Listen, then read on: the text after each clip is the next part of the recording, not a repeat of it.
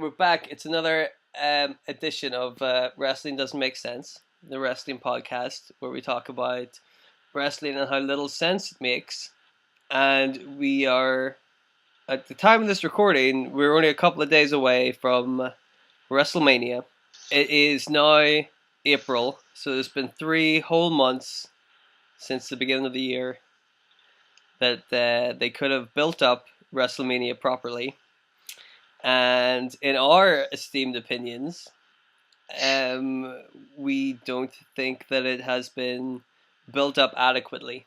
I would go so far as to say it has been some really piss poor booking, if I may be frank. But if you're Frank, who am I? George. I don't know. But yeah, I for one have been left kind of scratching my head over a lot of the booking decisions and the kind of build up towards WrestleMania, which is supposed to be the biggest show ever, and well, of their calendar year, I suppose. And one thing about WrestleMania that I don't mind, like I can understand, is their tendency to put on, spectacle matches or, once in a lifetime matches or whatever, like big matches that you would think would only happen at WrestleMania. For example, this year has Triple H versus Batista, which I would call by now it's like a WrestleMania match. Despite the fact that they fought, tons of times, that was still like 10 years ago. And at WrestleMania as well. Yeah, but but was it even 10 years ago? It was probably longer than that. Yeah, it was more like 15 years ago, 2005, I think. Oh, good lord. So, I can understand that as a WrestleMania match. That's fine. However, I don't understand the caveat of putting Triple H's career on the line. Because he doesn't really wrestle anymore, right? Yeah, it's a bit odd. I mean, like, to add stakes to this match makes sense to give gravitas to it and make you want to watch it.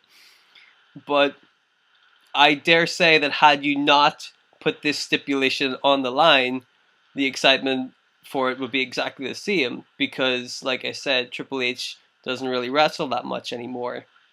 If he loses, he's going to go down from like 2 matches a year to no matches a year, which isn't at all a big deal, So that's strange.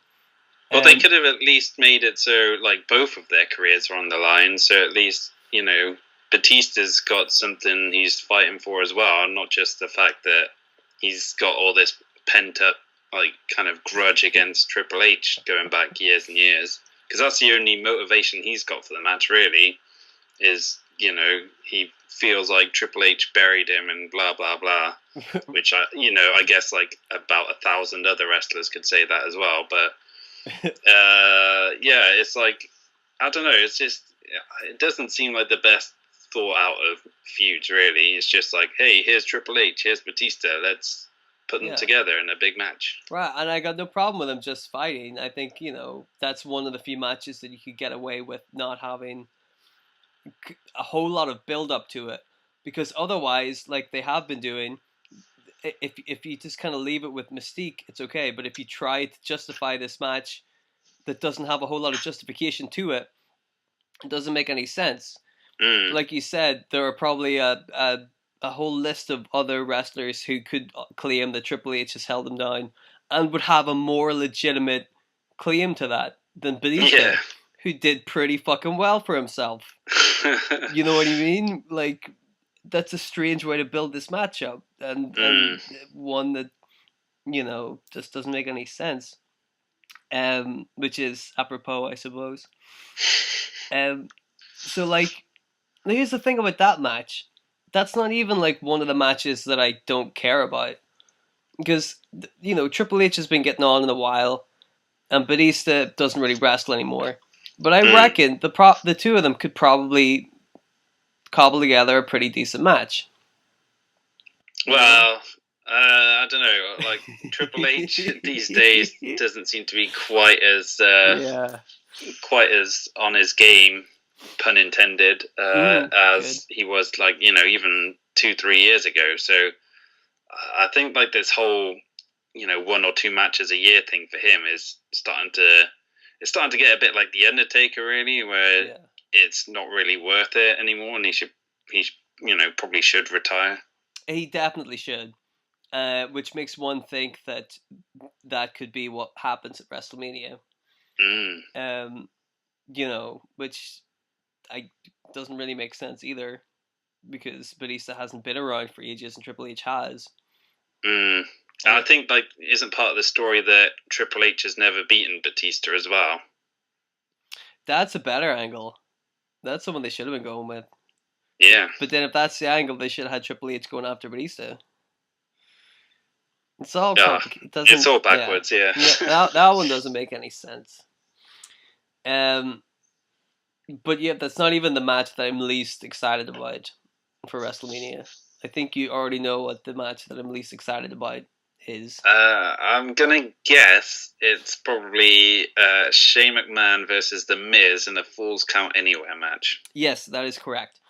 And like I said to you before, it's not just because The Miz is in this match. I mean, that is a large factor. I'm not going to lie. But I just don't see the appeal to this match.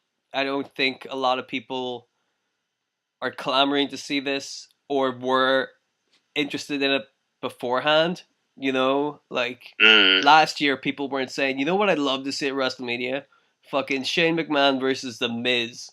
Boy, that'll be a barn burner. I don't think that it's a weird match, and it's also strange that they keep putting Shane McMahon in WrestleMania matches.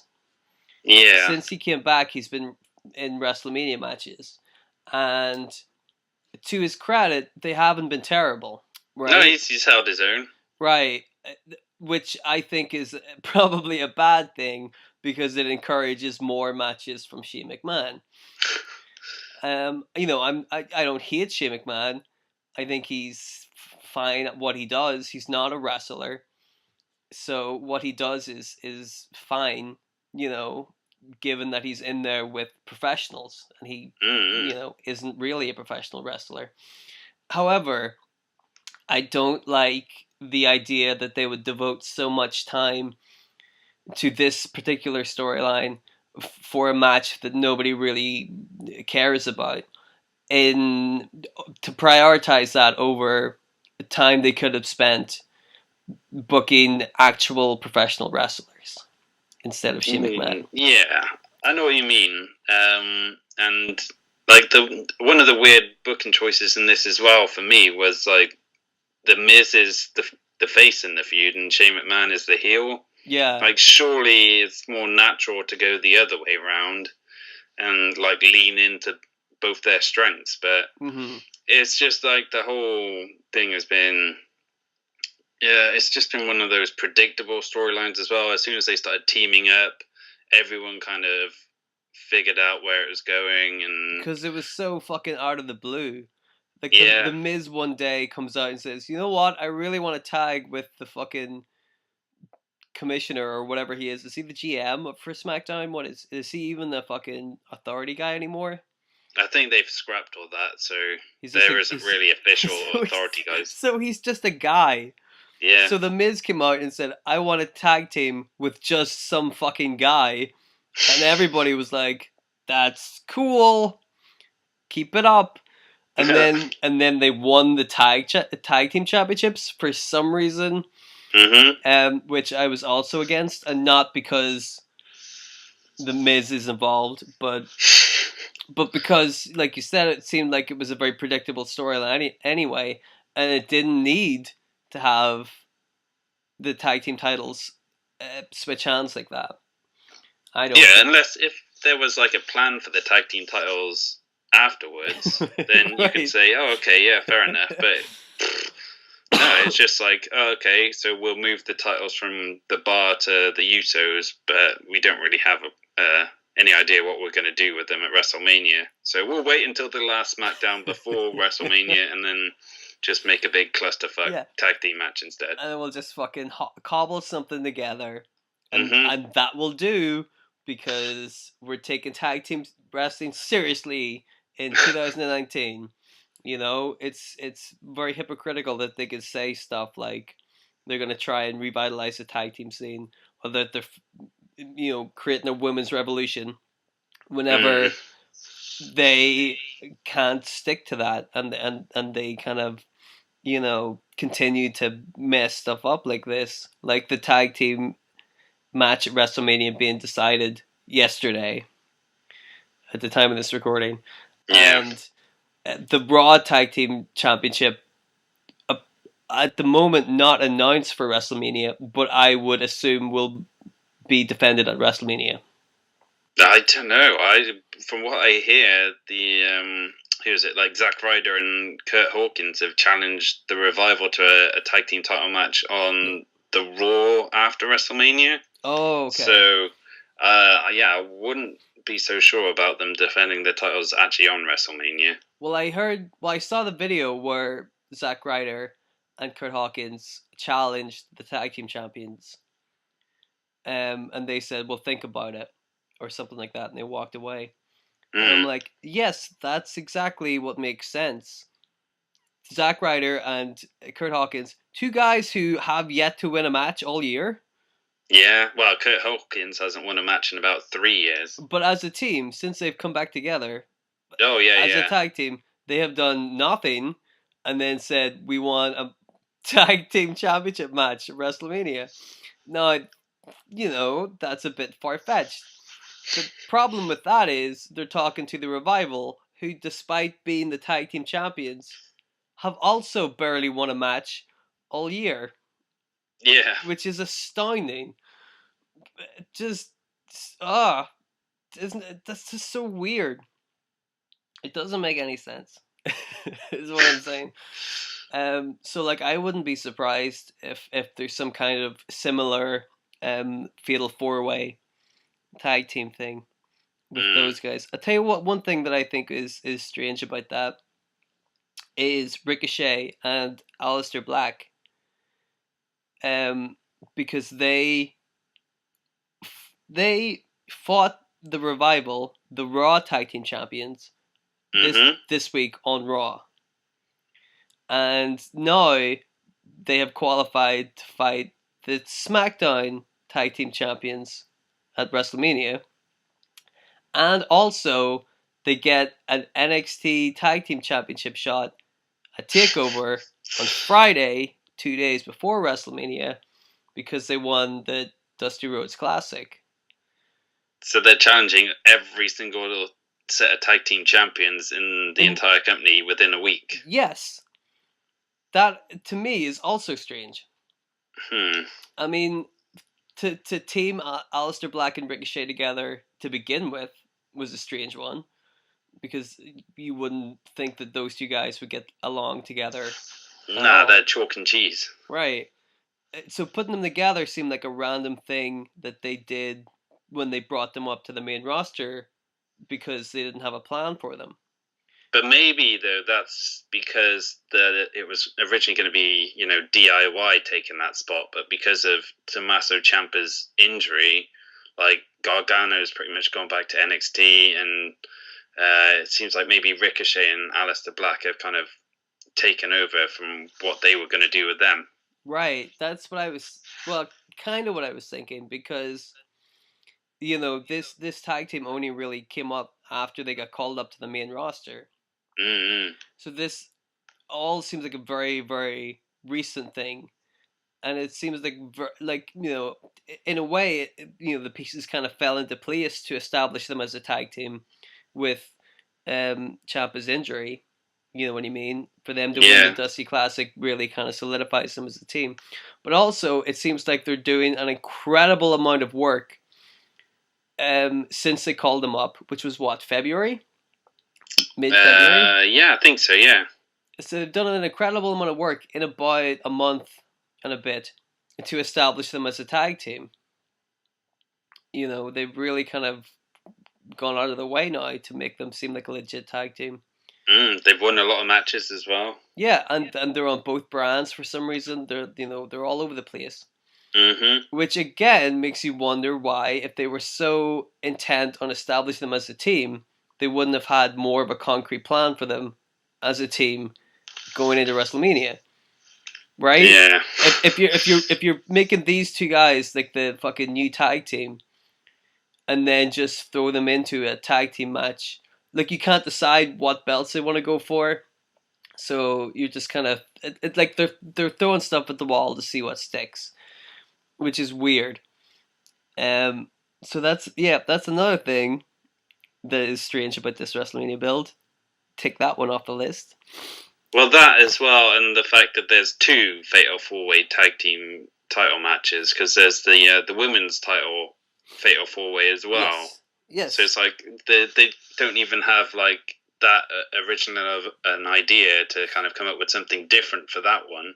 It's just the same thing. Like, at least they could have added, say, a ladder stipulation to one of the matches just to differentiate them from the other one, but no, we've got 2 of the exact same matches. See, that's why I wouldn't be surprised if they did add a Raw Tag Team Championship match, which was also a Fatal 4-Way. You know what I mean? Like, would not at all surprise me.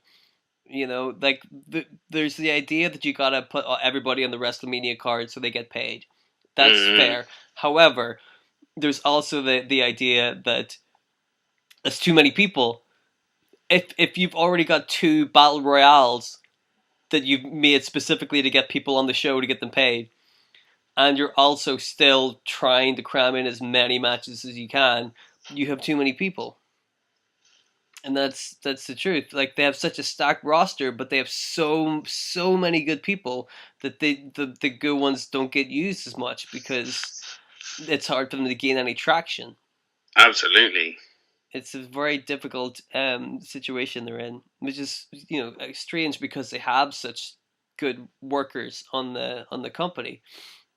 Yeah, it's like really bizarre when you look at some of the names in the Andre the Giant Memorial Battle Royal, like Braun Strowman, Andrade, like EC3, who they've not even touched really since he's been called up. Right. Like the Hardy Boys. There's all these names who you'd think that maybe they try and, you know, book in proper matches, but nah, it's just like, fuck it, we don't have enough time for them, we'll just stick them all in this battle royal instead. Isn't it astounding that Braun Strowman is in the Andre the Giant Battle Royale despite the kind of year he's had?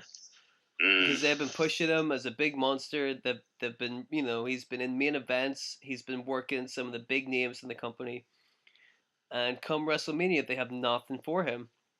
Do you think maybe that's to do with Roman Reigns coming back, though? Like, maybe he was going to be booked against Drew McIntyre, but because Roman, you know, he's overcome his cancer and he's back, and which, you know, is awesome, but like, they figured, well, we're more invested in Roman Reigns, so let's give him like the singles match, and Braun can just, you know, kick it in the Andre the Giant Battle Royal. Yeah, I could see that.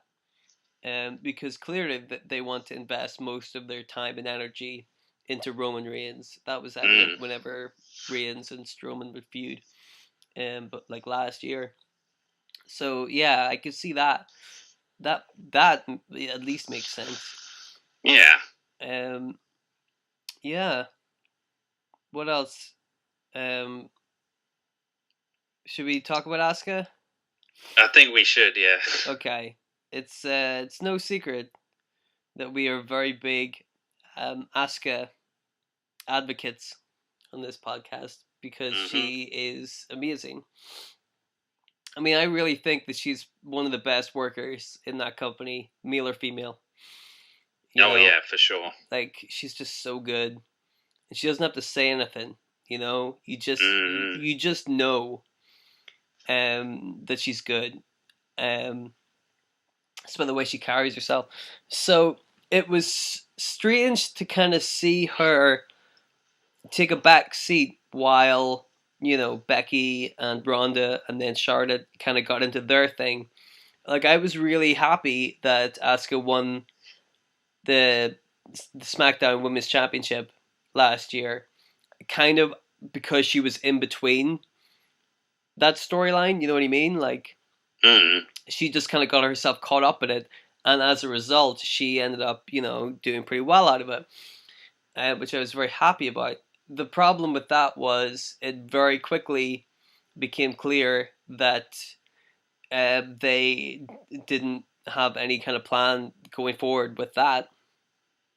They made her women's champion, which was awesome, but they didn't know what they were going to do. They didn't have any kind of plan for that afterwards, which is No. evident, very evident now that we've seen the 2 weeks before WrestleMania they had Asuka defend her championship against Charlotte Flair for no reason. As far as I can tell, there was no reason at all. It just Charlotte said no. Nobody said nothing. They just came and had a match, right?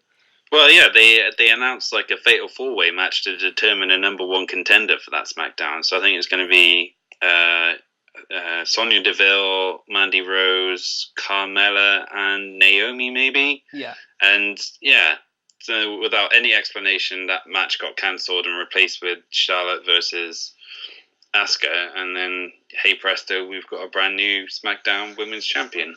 Yes. Now I had heard that Vince McMahon didn't want to put that match on at WrestleMania because he didn't think the people would care about that match. Not that they wouldn't care about an Asuka match, but they wouldn't have cared that Asuka would be fighting one of those four. So his insanely smart decision was to just remove her from a match entirely, which is bizarre for a bunch of reasons. Number one, if nobody cares about the four women in that fatal four-way match, that's not our fault. That's your fault for not building them up, right? Right? Exactly, yeah. Like, you can't say, oh, nobody cares about these four guys, which is incorrect, because I would happily watch Asuka versus Carmella or Asuka versus Naomi at WrestleMania. I don't know much about Sonya Deville, and Mandy Rose is okay, but, it's not a WrestleMania match. Yeah. But the other two I could totally see, because they have been built up pretty well. Carmella's done very well for herself, as has Naomi on SmackDown. And they've both made me interested in watching them, which is a good thing. So to say nobody cared about that match was definitely incorrect. But another reason why it is silly is because they said the WrestleMania card was already pretty full, which is true. And so they didn't want a throwaway match like that being put on the card, which is fair enough. However, the day after that, it was rumored that 2 more matches were going to be added to the WrestleMania card, which were the 2 tag team championship matches, one of which has happened. The other one I still believe will happen. So they removed a match because there were too many matches on the card, and then added another one in its place. That doesn't make any sense. Whatever way you swing it, that doesn't make any sense. Now, apparently, from what I've heard, and this is all rumors, so, take it with a pinch of salt, but apparently, because of the backlash that has happened over this match being removed, apparently Asuka has been seen in a much more favorable light. Right. Backstage or creatively, in that, people really wanted to see her at WrestleMania. And so apparently the word is that this could be very good for Asuka, as it shows that there is interest in her, and that people want to see her. And she does sell merchandise, because I tried to buy an Asuka T-shirt, and the one I wanted was all sold out. So I'm very, very, very cut up about that. But apparently this is only going to be good news for Asuka, which is bittersweet, because on the one hand, good, I want Asuka to do well on the main roster, but on the other hand, to take away a WrestleMania match for her and then say it's for your own good, is strange. Yeah, it doesn't make a whole lot of sense, really. And like you say, the Asuka title reign was a dud, like, because she basically disappeared from TV for weeks on end. And that's not on Asuka, that's on Vince or whoever's deciding, how to book the shows and stuff. It's like, okay, I understand that, you've got to give, a lot of TV time to Charlotte and Becky and Ronda and, like, selling that storyline, especially if it is going to be like the WrestleMania main event. So that made sense from that perspective, but still, like, to just completely ignore one of your women's champions is ridiculous. Right. Especially someone as talented as Asuka and someone who is as popular as Asuka as well. It's just baffling. Exactly. For all of the trumpeting that they will do about the women's revolution and how the women are so good and they're finally getting their spots. They say that, and yet they removed this championship match with one of the best female workers in the company. Well, one of the best workers, and the women only have 3 championships, which you might say sounds like a lot, but it's not whenever you think that the men have 7 championships. And as far as we know, all of them, bar the Raw Tag Team Championships, but like I said, I think it will still happen. All of them are going to be defended at WrestleMania. So that's automatically 7 matches with men in it versus 2 championship matches with women in it. Yeah. It's not fair, and it's not really equality. It's nice that the women are getting the main event, but like you said, you have to be able to devote enough time to both championships. Otherwise, this is exactly what happens. This is why nobody cares about that match at WrestleMania, because you're not doing a very good job of building it, and you've forgotten about it. And it's hard for people to take it seriously if they're not taking it seriously. Yeah. But again, like, that's on them. That's a creative decision. They were the ones that kept Asuka off TV, and they were the ones that weren't hyping up her matches and weren't hyping up the fact that she was a women's champion, which is equally as important as Ronda Rousey being a champion. So yeah, that didn't make any sense. One thing we will talk about is the idea of the women being in the main event, because on the one hand, that's it's a really great achievement for them, and they picked 3 really talented women who I think can definitely deliver a good WrestleMania match. But WrestleMania is going to be 7 hours long, and we're going to have to, and the people in the audience are going to have to sit there for 7 hours before they get to the main event, and that's a long time. Like, that's 2 Lord of the Rings films to sit there. And so our concern, I think, is that by the time we get to the main event, are people going to be hyped up for it? Are they going to be excited? I know from my own experience, just watching it at home last year's and the last couple, because they've been so long, I know that by the end of the show, the last hour, maybe longer than the last hour, I'm just zoned out. It's very hard to keep the attention going for that long because you're watching one show.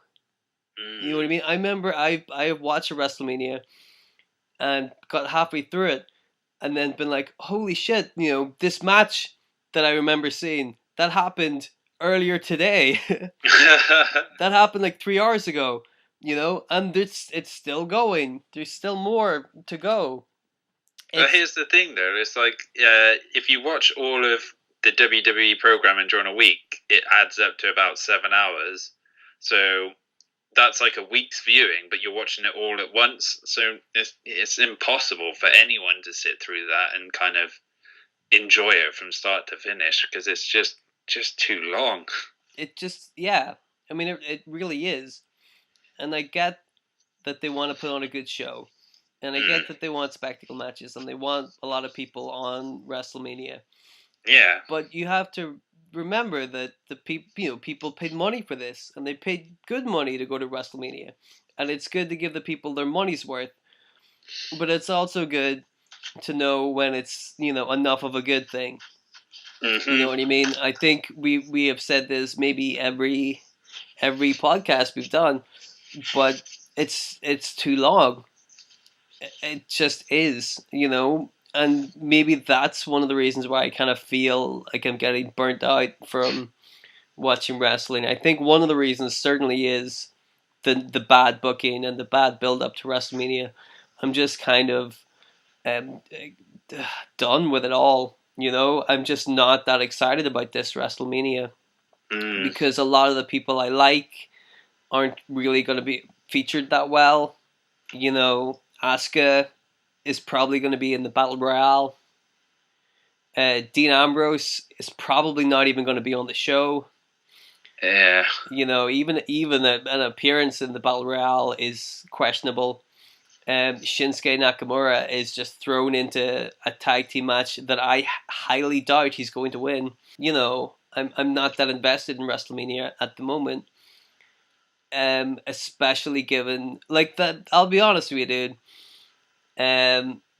Legitimately, the thing with Asuka really it broke my heart, and it's so silly to kind of admit that, but it really did because I was so happy to see Asuka, do well, and so crushed that they just did a really dumb thing for no reason, and yeah, we can cover this as well.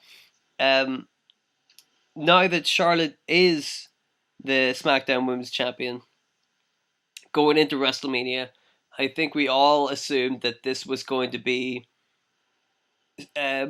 for some kind of shady finish where, both Becky and Charlotte could kind of come out of it looking good. Yeah. For example, like, a 2-fall match where one belt is on the line for each fall, similar to Kurt Angle defending his Eurocontinental Championship against Chris Benoit and Chris Jericho. So, if they went down that road, you could have both Becky and Charlotte walk out of the WrestleMania with a belt, so they would both look strong. But you could also protect Ronda Rousey on the way out, and give her an out for a couple of months and give her a reason to come back. So I think everybody kind of assumed that's the way they were going to go. And then they didn't really do that. They just said, yeah, both belts are on the line now. In what we can only assume is still a 1-fall match. As far as they've said, yeah. Right, because they haven't announced anything. So what they've done is they've unnecessarily inflated a match that didn't need it. One of the few matches that had proper build up to it, and while the story was a little shaky at some points, it was one of the few that had proper build up to it, and proper time and energy, and the right people involved in it. I'm going to say the 3 people involved are definitely the right people for it. But they didn't need to add that SmackDown Championship bit, because then what do? I'm going to be honest with you. I would not be surprised if they had Charlotte win. You reckon? Obviously, the story is that Becky is the kind of plucky person who inserted herself into the storyline and, got her own attention and is the focus there. But you know what they're like. I mean, can you honestly? I think Becky's probably going to win, but at the same time, I would not at all be surprised if Charlotte walked out of there with both belts, or at least if she was the winner. I kind of think because last year's WrestleMania ended with Brock Lesnar kind of shocking everyone and retaining the title in the main event there. Like, they surely wouldn't do something similar 2 years running where, like, they build up the kind of, challenger chasing for the title and Roman Reigns last year and then Becky Lynch this time around, and then deny them the big title victory on the main stage. Surely they wouldn't do that again. Right, you would think so, but like I wouldn't put it. All I'm saying is I wouldn't put it past them at all. Like I could see them do that because they clearly value Charlotte a lot, and she herself has kind of suffered from some odd booking, you know, where they've really tried to make her seem like a legit threat. But the problem with that is they didn't book her right to make her seem like a legit threat. You know, like having a zillion championship reigns that quickly doesn't make you look like a badass. Unfortunately, you know. So clearly they're still very high on Charlotte. So yeah, I wouldn't be surprised if something happened. But like I said, having the SmackDown Championship there just wasn't necessary. You know, just at all. So yeah, it's going to be a real hard time for those three women to get the crowd back on their side, and it's not going to be their fault. Mm-hmm. You know that the three of them can and will put on a really good match. But the problem is, once you've seen so many matches up to that point, fatigue is just going to set in, you know? Yeah. And so it's going to be really hard for them to be able to get the crowd back. You know what I mean? Yeah. Although on the plus side, there's also the chance that they could be watching a really fucking subpar WrestleMania right up until the main event. In which case they'd be like, fuck yeah, here we go. Finally, we're going to get a good match. You know? Well, with matches like Shane McMahon and The Miz and, Kurt Angle and Baron Corbin, like, there's every chance that it's going to shit the bed all over, so we'll see. Kurt Angle versus Baron Corbin. A lot of people not happy about this one. Mm-hmm. Understandably so, considering Baron Corbin is probably one of the worst wrestlers on the roster. Right. And again, would you be surprised if Baron Corbin won? No, I'm totally expecting him to win. Right, because Kurt Angle's leaving, and it's just kind of common courtesy to kind of do the honors on the way out. And like in that respect, I think it's a good idea. Take somebody that is young and new to the company and could really use that kind of rub, and put him up against Kurt Angle. But it's wasted on Baron Corbin though. Completely wasted. The guy, I mean, he looks awful. He's adequate on the mic, but he's in however many years he's been on the main roster now. He's just not improved in the ring at all. And you'd think like wrestling guys who are actually pretty talented would maybe rub off on him at some point. Right. God, no. You haven't been a big fan of Baron Corbin for a long time.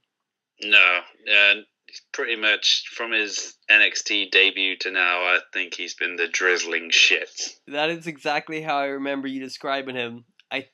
Like 3 years ago. He's like your Miz. Yeah, he pretty much is. Yeah. You know what I mean? You're just sick of seeing him on TV because they seem pretty content and happy with pushing him.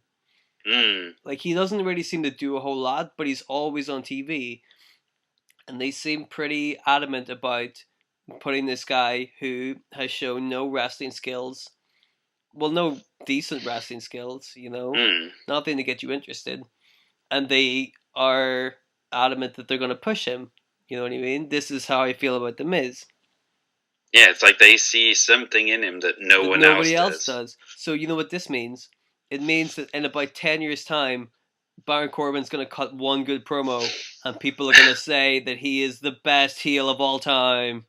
I thought you were going to say it means in like 5 years' time, WrestleMania is going to be main evented by Baron Corbin versus The Miz. Can you imagine? Can you imagine? Oh, dude, let me tell you, dude.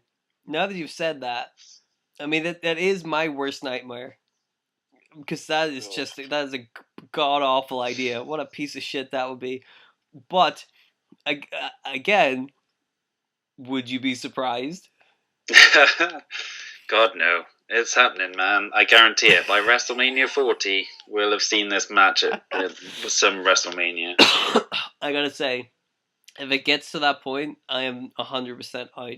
Yeah, I'm done. You know, like if I even sense that it's going that way, I'm done. I'm walking away. Can't be dealing with that.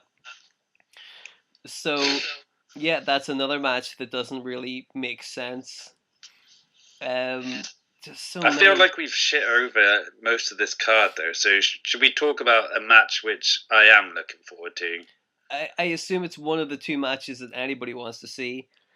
I think going into a 17-match WrestleMania, there are two matches that people want to see.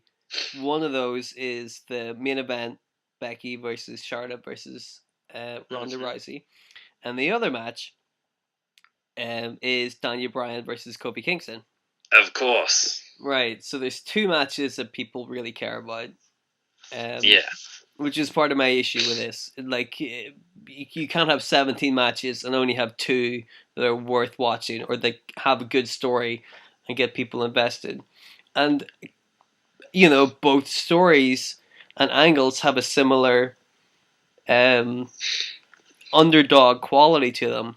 Definitely. Which is interesting. The two matches that people care about have this similar kind of build to them and story progression. Although I'd say Daniel Bryan versus Kofi Kingston has a lot more kind of a bit of a racist edge to it as well, thanks to Vince McMahon. Well, yeah, they've done that, which they didn't need to do because it's bizarre. Yeah, they'd already kind of done, like, you know, putting the pressure on Kofi and, you know, really making him work for it and kind of pulling the rug out from under him. This is all typical booking, and it all worked, you know, and it was all fine. People were invested. And then they had to pull shenanigans, which I don't think has gone down that well with everybody. No, definitely not.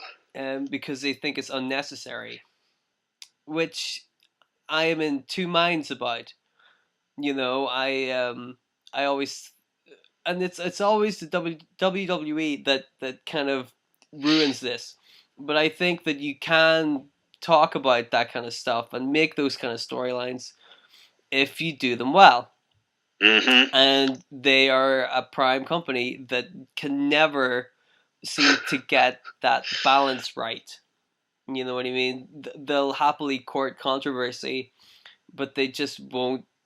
They'll be too heavy-handed with it. You know, they don't have a degree of subtlety to them. Definitely not. Which is a shame. I think part of it as well is maybe they don't really plan stuff out in advance, and it's all kind of week by week booking, like by the edge of their seat almost. You know, they're just like throwing shit out there and saying, "Oh, we got to fill 3 hours of Raw, so what are we going to do this week?" Right. And in this case, like, you know, like the whole thing started so organically with Kofi kind of filling in for Mustafa Ali, and then everyone getting behind him, and it's kind of really well done and built off that in a really good way to start with. But then they just kept going back to like the gauntlet matches as well. It's like, okay, well, we've kind of seen this, so do we keep needing to do this same match, like hoping to get the same result when all you're getting is like diminishing returns? And yeah, it's just, I don't know. It's still one of those matches I'm eager to see because I think the crowd are going to be really behind Kofi Kingston, and Daniel Bryan has just become this phenomenal heel, which everyone hates, which I would never have thought. Like within a year of him coming back to the ring, he would be one of the most hated heels on the show. He has done a great job. Mm. Such an amazing job. Like we said before, the idea behind both the matches that people care about um, is kind of similar in that kind of underdog story and somebody kind of like getting over organically, and you know, but the problem in both of those storylines is their insistence to overcomplicate things, because I think we can agree that while those are two matches that we both want to see, the build up for both of them has been a little weird. Yeah, a bit shaky in yeah, places. a little overcomplicated. You know, they didn't have to put so many steps in there and go kind of that far with it all, which is a shame because both of them are storylines that can stand up by themselves. Yep. And you know, in stark contrast to a lot of the rest of WrestleMania, you know, which either has no build or it has build but it has the wrong people in it, or it's just an odd storyline that doesn't need to be there, or you know, this or that. It's overly complicated when it doesn't need to be. Absolutely, yeah. Yeah. I don't know. I mean, I'm still looking forward to that match too. I think it'll be very good. And at least it has like a good story behind it, whereas you get like the two sort of United States and Intercontinental title matches. I mean, Samoa Joe versus Rey Mysterio should be a good match, but there is zero build towards that whatsoever. Right. Like, I mean, they had those 4-way US title matches with R-Truth and Andrade involved as well, but like how Rey Mysterio has ended up as like the like de facto number one contender, I have no idea.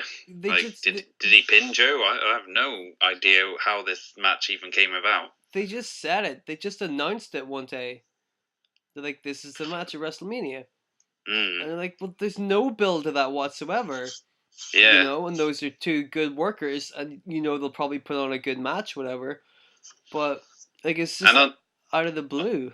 Yeah, but the thing is, that one is just completely out of the blue, whereas the Intercontinental title match is a match we have seen so many times over the last 3-4 months or whatever. Yes. It's like, does anyone really want to see Bobby Lashley versus Finn Balor again? Like, even if it's the demon Finn Balor, like, I just can't be bothered. Right, that's another problem, is that they think that that's a good way to drum up interest in the match. They're like, you've already seen this match a bunch of times, but this time Finn Balor is going to be wearing paint. And everybody's like, wow, no, I'm definitely going to watch it. And you're like, well, why? That's not a good way to get people excited in the match. That, by the way, that one is definitely a match that could have benefited by having another person in it. Turning that into some kind of multi-man match, even if it's just a triple threat, because that adds an extra kind of layer to the match. And a fresh dynamic as well. Yes, because then, you know, even if it's somebody you don't think is going to win, it's just something extra, and not just Lashley versus Balor. And again, you know, both of them, they're good workers. You know, Lashley's way better than he was when he first was in the company. Yeah, but it's just that, like, I think people are kind of bored with this one because, like you said, they've seen it a bunch, and you know, there's not a whole lot to get excited about with that, which, you know, again is silly booking to have these two championship matches that I would argue nobody cares about to take precedent over Asuka's championship match, to bring it all back again. But it, you know, it bears repeating because it's true. You can't say that her championship match with no build, that people don't want to see that whenever you've already booked two matches that have been thrown together that nobody wants to see. You know, like it's hypocritical. Yeah. and it's silly, and I want to keep talking about it just so that the point gets driven home. I guess. How many Mm. matches are left? Have we gone through the whole card? We did a We've pretty got good like job. a handful of matches left I think that there's a we've not couple, but really. yeah, they're probably not worth talking about. But like, our overall point, I think, is that this WrestleMania has been, riddled with problems. I think Yes. we've pointed out a lot of those. Um, I don't even know if there's. Oh yeah, fucking Brock Lesnar versus Seth Rollins. Mhm. That I guess has been booked okay because already the storyline is winner of the Royal Rumble fights the champion at WrestleMania. That's set in stone. We all know that. That's tried and true. But I honestly think the part of the problem, and we've said this before as well, the part of the problem with that one is just that Brock Lesnar's never there. Yeah, for Because sure.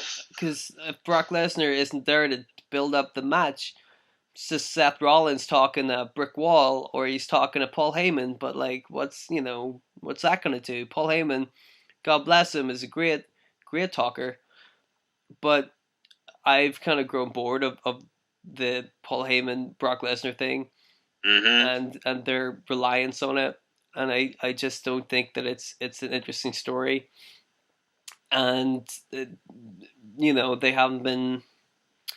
Just because Brock Lesnar's not there all the time, they means that they can't build up the story properly. Definitely. And it's another one of these Brock situations where I've got a sneaking suspicion he might end up retaining the title because they probably want to go back again to like Roman Reigns being the one who defeats him. Right. So like even you feel bad for Seth Rollins in a way. Like he kind of gets this push and gets this opportunity, but probably nothing is going to come of it except he's going to become the next Brock Lesnar victim. Yes, I also would not be surprised if they had Brock Lesnar win, which again would be a problem Hmm. because people. How many times has that happened at WrestleMania now? You I know. think that would be like the third if it happens this year, or no, or second or third. I don't know. Well, Either way, it's too many times that we've seen it happen, not just at WrestleMania as well. yeah, Like, just at all. yeah, It's frustrating whenever Brock Lesnar's not there to hype this stuff up, and not just at WrestleMania, like you said, but like at other pay per views. So if he does retain, you know, at WrestleMania, then God knows when we'll see him again. Because hmm, whatever show is after WrestleMania is probably only going to be three or 4 weeks away, and I would be very surprised to see Brock Lesnar be at that show if he was still champion. yep. And I don't like this drawn out stuff like that. If you have so much TV time to fill and you can't have your champion there on a regular basis, it doesn't add an air of mystique to it like they want it to. No, It's if anything, it's like you make the Universal title invisible, and no one really remembers it's there or cares that there's yeah, a Universal Champion off somewhere. that grinds my gears. It really annoys me when when the champion's not there. It's like they pretend like there's no problem. They're like, like they do, just not. They don't notice him. They don't acknowledge him. Hmm. I'm like, well, that's terrible. Like why? I think at some point Roman Reigns did kind of stand up and say, I'm here all the time. I'm gonna be a real champion and defend the belt, yada yada. But that was way late into the fucking Lesnar versus Reigns thing. Yeah, Really late into it, you know. It's just weird that nobody else is like, why are we pretending he's not here? Brock Lesnar isn't here. He's not a good champion. You know, like what comes after Royal Rumble? Elimination Chamber. no, he's. I don't think it. He's had a match since Finn Balor at Royal Rumble. Right. Wait, Finn Balor? Yeah, that was the Royal Rumble, wasn't it? Did he not fight Lashley at the Royal Rumble? No, Finn Balor replaced Braun Strowman, who was Yeah. storyline injured. Oh, okay, cool. But like, there's 30 days between the Royal Rumble and WrestleMania. It's more than 30 Yes, days, yeah. indeed. He hasn't defended his championship, which used to mean that he should have vacated the championship, right? Yeah, but that's, going back in the old days when wrestling was treated like it was an actual sport. No, it isn't, because this happened to, who did this happen to? I think, was it Naomi was injured either last year or the year before that. She was going into WrestleMania as a champion, but she was injured and she wasn't able, according to storyline, because she wasn't able to defend the belt within 30 days, she was stripped of the belt. Yeah, actually, that does ring a bell. The 30 days didn't even pass. They just said, you are unable to defend in 30 days, therefore we are stripping you of the belt. Mm-hmm. That happened to the SmackDown Women's Champion, which once again proves that they hold the SmackDown Women's Championship in very little regard compared to any of the other championships. Yeah, which is strange. It is. They've got something against that title, right? They really just don't give a shit, which is a shame, because that championship has done a really good job of putting over Naomi and of Carmella. Both of them got a really good rub from that, and well, Becky obviously her entire run came from chasing the women's title when Charlotte held it. So right, like it's done, like it's put on some good, very good matches, involving it. I don't see why they would so frequently show disrespect to it. But again, it's like different sets of rules for Brock Lesnar, which isn't fair, and it's the same set of rules we've had to put up with for 2 or 3 years, or however long we've been sitting with Brock Lesnar as champion, and it's not interesting. And it's very easy, like Brock Lesnar last year. Last year, whenever he first had the belt, had it for he broke the record, right? Yeah. And it's easy to do that when you're not defending it all the time. Mm-hmm. Yeah, he defended it 6 or 7 times in, almost 2 years. It was ridiculous. Like, that's why back in the day people had such long championship reigns, was because there were months in between championship defenses. Mm-hmm. But now we don't have that. Everybody has a much shorter attention span, and everybody watches the show, and they have 7 hours of TV every week. So we need to see stuff, and we need to see it now. And to not have their main champion, it's not even an argument that is their main championship.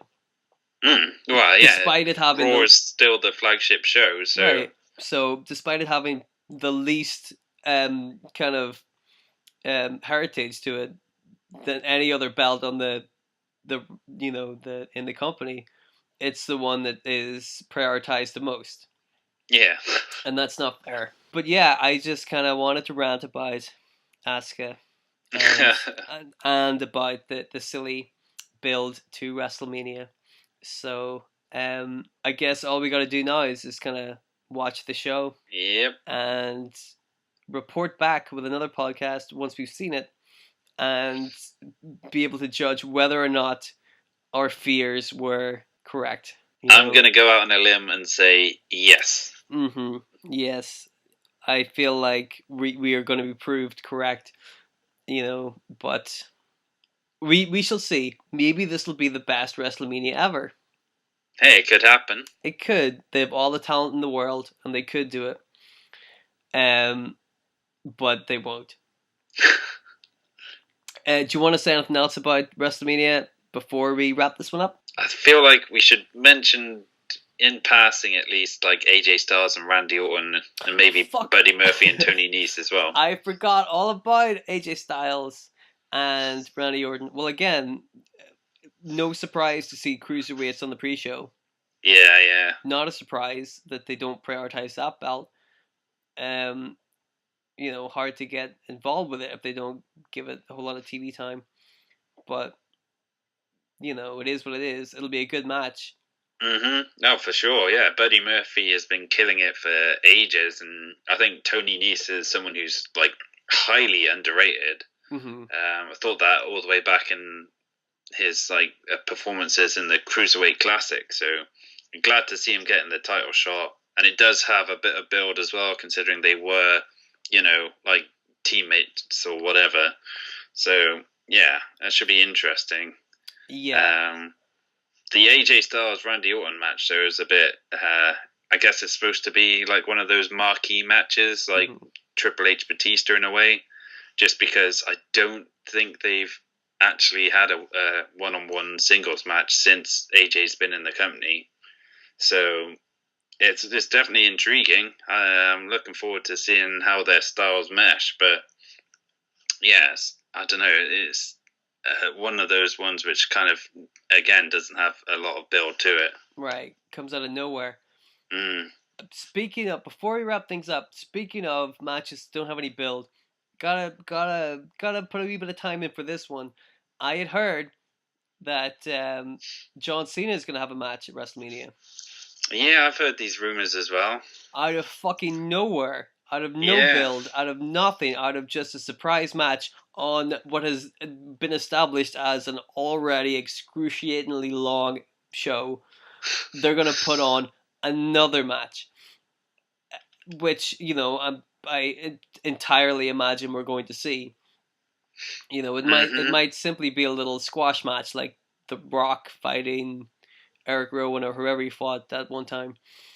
But it's still more stuff that they don't need to put on the show.